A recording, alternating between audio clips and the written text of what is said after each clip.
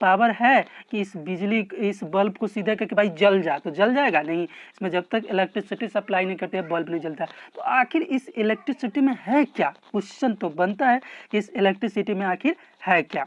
चलिए आज हम इसी क्वेश्चन को खोजने की कोशिश करते हैं, इसी को समझाने की कोशिश करते हैं। ये सर क्या आप ले आए, ये तो एटॉमिक स्ट्रक्चर का है, ये क्यों हमें बता रहे हैं? तो आपको शायद याद रहना चाहिए कि दुनिया में जितने भी चीज़ है वो एटम से मिलकर बना हुआ है। इसमें तो किसी को दिक्कत नहीं होगी कि दुनिया का जो भी चीज़ है वो एटम से मिलकर बना हुआ है। और एटम का जो स्ट्रक्चर होता है उसमें सब एटॉमिक पार्टिकल 3 होते हैं, इलेक्ट्रॉन, प्रोटॉन, न्यूट्रॉन। प्रोटॉन और न्यूट्रॉन न्यूक्लियस में रहते हैं और इलेक्ट्रॉन चारों ओर रिवॉल्व करता है, जो कि उसी बदमाश बच्चे की तरह है जो कि काफ़ी एनर्जेटिक है। अगर काम इसे लेना है तो इसे थोड़ा सा बाबू दीदी करो, थोड़ा सा प्यार से बतियाओ तो ये बहुत काम कर देगा, और नहीं तो बहुत काम खराब भी कर देगा।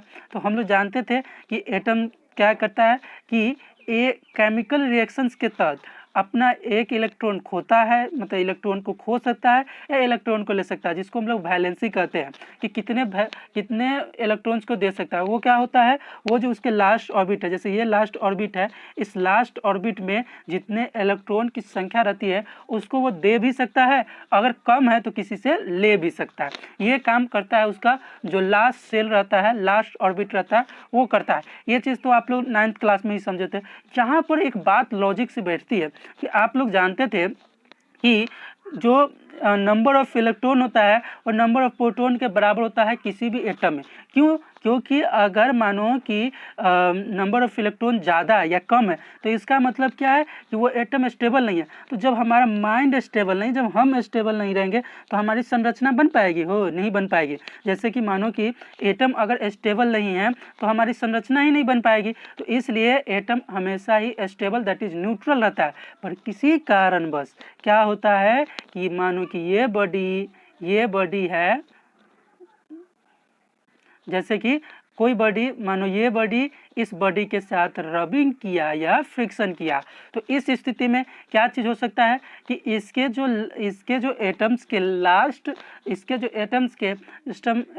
लास्ट ऑर्बिट के जो फ्री इलेक्ट्रॉन होंगे वो चक्का है, अर्थात कभी उसका मन करेगा तो इसके घर में चला जाएगा या इसके घर का इलेक्ट्रॉन इसमें चलेगा। तो जिसके घर का इलेक्ट्रॉन गया, दैट इज जिसने लॉस ऑफ इलेक्ट्रॉन किया, तो जो किसी को दे रहा है, दान कर रहा है, उस पर कौन चार्ज?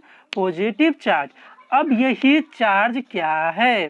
क्वेश्चन आ गई कि ये चार्ज क्या है, और जिसने लिया उस पर निगेटिव चार्ज। तो क्वेश्चन जो आ गई कि ये चार्ज क्या है, तो उसके बारे में हमने बताते हैं। आपने सुना होगा कि जो इलेक्ट्रॉन्स होते हैं हर ऑर्बिट में एक डिफिनिट एनर्जी के साथ रिवॉल्व करता है। तो जो फ्री इलेक्ट्रॉन है वो भी डिफिनिट एनर्जी के साथ मूव करते रहता है। पर जब वो मानो कि ये लास्ट वाला किसी दूसरे में गया तो एनर्जी तो रिलीज हुआ, और ये इसके में गया तो उसके लिए भी एनर्जी लगा। तो ये जो है इतना दूर में एनर्जी हुआ, दैट इज एनर्जी जब ये निकला तो उसका नाम हो गया चार्ज। मतलब चार्ज कैसे प्रोड्यूस हुआ? Then two body are rubbed to each other या फ्रिक्शन टू ईच अदर। जब दो बॉडी रब्ड होता है या फ्रिक्सेट होता है तो चार्ज प्रोड्यूस होता है। क्यों चार्ज प्रोड्यूस होता है? क्योंकि फ्री इलेक्ट्रॉन जब किसी में जाएगा या दूसरे में से आएगा तो एनर्जी निकलेगी, और उसी एनर्जी को हम लोग चार्ज कहते हैं। अब थोड़ा सा बात सर खुल रहा है कि एनर्जी से मतलब चार्ज तो समझ गए। अब चार्ज भी हमने समझा कि दो तरह के, कि जो बॉडी दिया अर्थात जो बॉडी लॉस ऑफ इलेक्ट्रॉन किया उस पर पॉजिटिव चार्ज, और जो बॉडी लिया that is gain of electron किया उस पर नेगेटिव चार्ज। ये चीज़ हमने समझ लिया। अब हमारे पास चार्ज जो हुए सो दो तरह के हो गए, चार्ज दो तरह के हो गए, एक हुआ पॉजिटिव, एक हुआ नेगेटिव। अब बात आ गई कि पॉजिटिव और नेगेटिव दो तरह के चार्ज हो गए, ये चीज़ हमने समझ लिया। अब आपको मैं बताता हूँ कि ये चार्ज के बारे में थ्योरी कब आई, इसके बारे में कब जाना गया। तो ये सबसे पहले जेम्स फ्रैंकलिन ने किया। मैं हमेशा उनका एग्जाम्पल देता हूँ, और मानव कल्याण के लिए उन्होंने अगर चार्ज के बारे में नहीं बताया होता तो ना इलेक्ट्रिसिटी बनती, ना आज हम एयर कंडीशनर में बैठकर काम करते, ना मैं ये मोबाइल से तुम्हें वीडियो बनाता, तो कोई काम ही नहीं होती। तो मैं बताता हूँ कि उन्होंने क्या काम किया था कि एक रेशम के धागे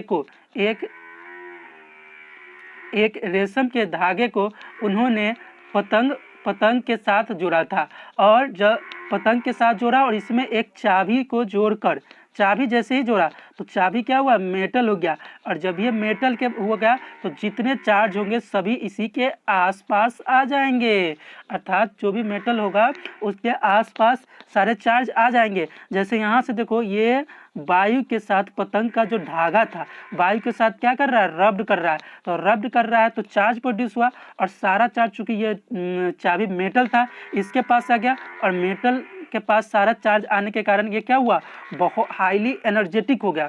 अब उसको उसने क्या किया, अपने ये जीभ से टेस्ट करने की कोशिश किया, जैसे ही टेस्ट किया पूछो मत क्या उसको ब्रेक डांस हुआ होगा, वो उसी समय क्षणिक उनकी मृत्यु हो गई। और जो और वैज्ञानिक सब थे उनके पास जो इस ऑब्जर्वेशन कर रहे थे, उन्होंने उनकी संहितात्मक कार्य की प्रशंसा की और उनका नाम हमेशा के लिए अमर रह गया। वो इससे पहले भी बहुत सारा काम किए थे, उससे पहले उन्होंने एवोनाइट रड को, रड होता है उसको रगड़ा था बिल्ली के खाल के साथ, तो कभी कभी कम्ब को सिलिकॉन के साथ रगड़ा था, तो कभी अंबर जो होता है पेड़ की छाल उसके साथ कैट स्किन को रगड़ा। तो ये सब काम करके उन्होंने चार्ज के बारे में बताया।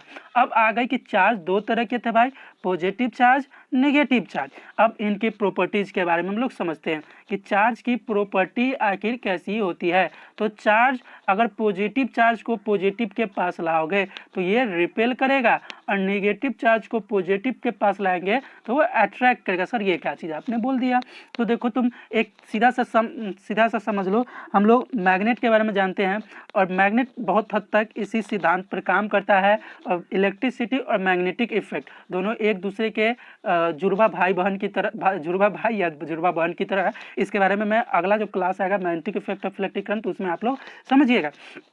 तो उसमें देखते हो ये कि मैग्नेट का जो नॉर्थ पोल को अगर नॉर्थ पोल के पास ले जाएंगे तो वो भागता है, बड़ी तेजी से भागता है, और नॉर्थ पोल को अगर साउथ पोल के पास ले जाएंगे तो दोनों अट्रैक्ट करता है। यही सिद्धांत इसमें भी लागू होता है कि like charge repel to each other, unlike charge attract to each other. किसी को कोई दिक्कत इसको समझने में नहीं होनी चाहिए। चलिए अगला हम लोग आगे की हम लोग जो बात समझने की कोशिश करते हैं, तो हम लोग ये चीज़ समझ गए चार्ज के बारे में। देखिए चार्ज ही प्रोड्यूस हो रहा है यहाँ पे भी, जो दो क्लाउड्स एक दूसरे के साथ टक्कर खाने से बहुत ज़्यादा मात्रा में चार्ज को प्रोड्यूस कर रहे हैं, और इससे ये बिजली उत्पन्न हो रही है। तो हम लोग अब इलेक्ट्रिसिटी के सिद्धांत के बारे में समझेंगे। होप सो आपको ये चीज़ समझ में आया होगा। हम लोग अब नोट्स की ओर बढ़ेंगे अगले वीडियोज़ में। नोट्स के साथ मैं सब चीज़ को समझाने की कोशिश करूँगा ताकि आपको थोड़ा भी दिक्कत ना